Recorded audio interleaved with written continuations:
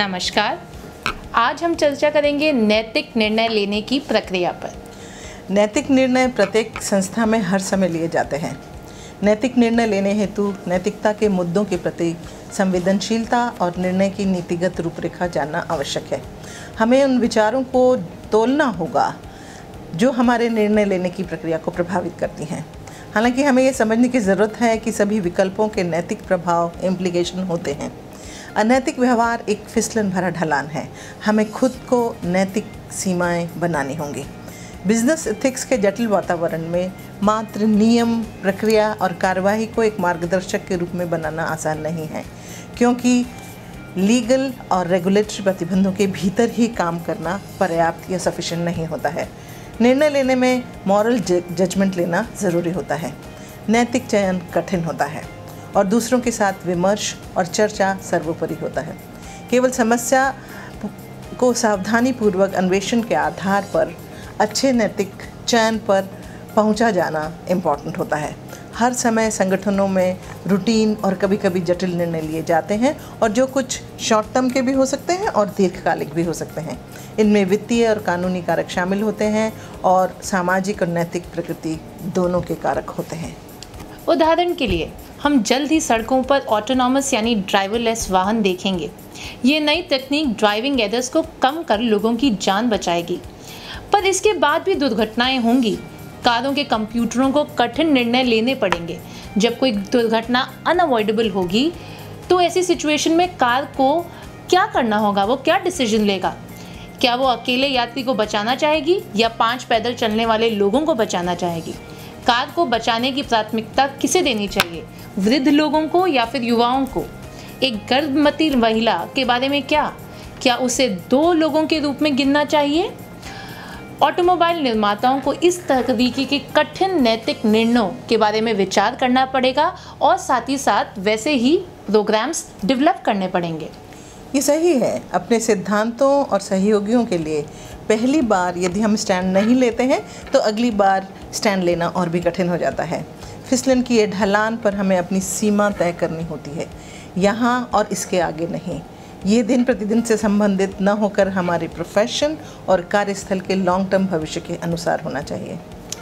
Ma'am, क्या ये थोड़ा अवास्तविक नहीं है? क्योंकि सभी स्तरों पर बिजनेस लीडर्स को पूरे समय कर्मचारियों के साथ समस्या समाधानकर्ता के रूप में कार्य करना पड़ता है। उन्हें शेयर होल्डर्स के साथ भी उनकी मांगों को पूरा करना होता है, और यहाँ तक कि राजनेताओं या प्रेस की तत्कालिक मांगों को भी पूरा करना होता है।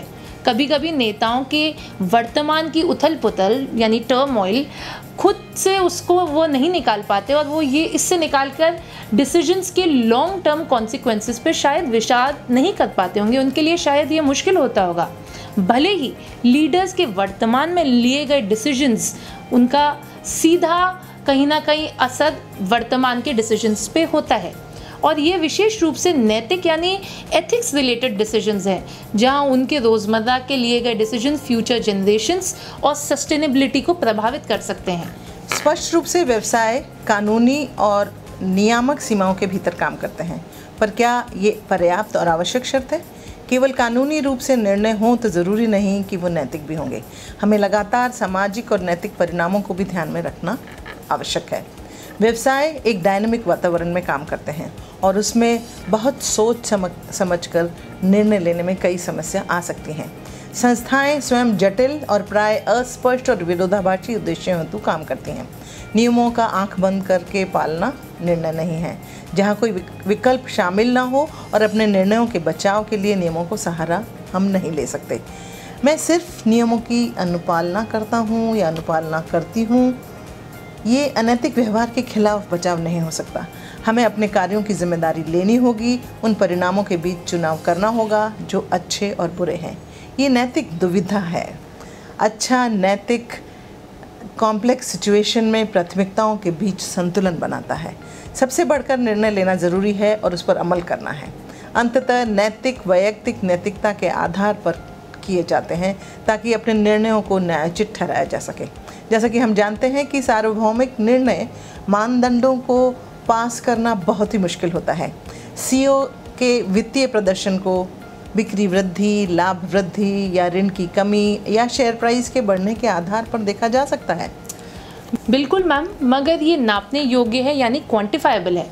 लेकिन हम नैतिक निर्णयों का आकलन कैसे कर सकते हैं? शायद हम ये प्रश्न पूछ सकते हैं, क्या न्याय और निष्पक्षता को बढ़ाया गया था?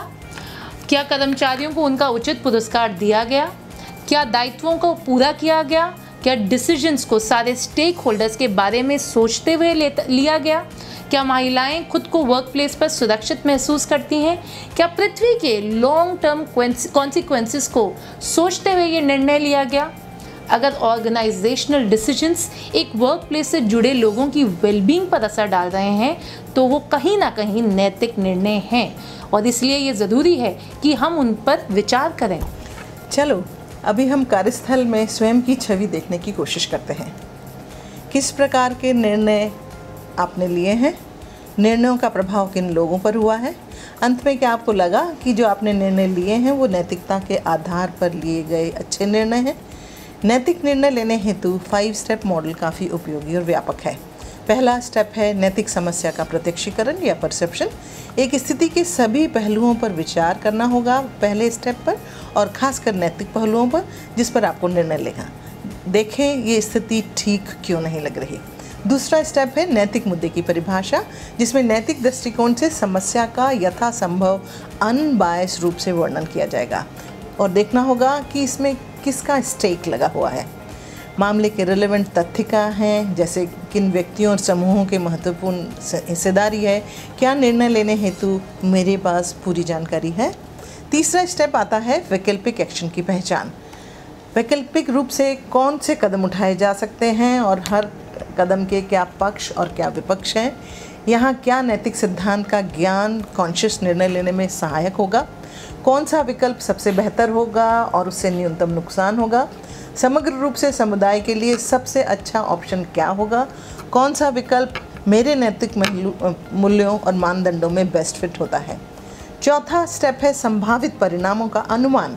विभिन्न परिदृश्यों के माध्यम से सोचें कि प्रत्येक का क्या परिणाम होगा और अपने विश्वसनीय लोगों के साथ में विचार विमर्श करें।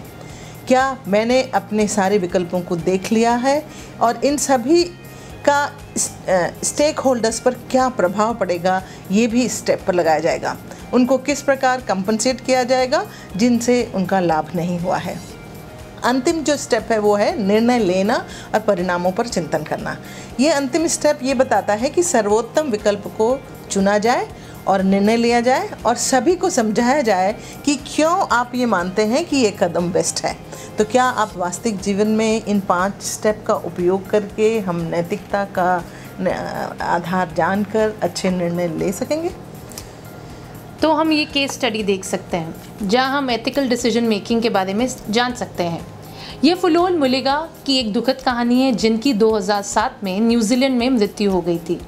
45 वर्षीय महिला फिलोल मुलिगा और उनके बेटे अपने ऑकलैंड स्थित घर में रहते थे। मर्करी एनर्जी के कॉन्ट्रैक्टर बकाया भुगतान नहीं चुकाने के कारण उनके पास बिजली काटने के लिए आए।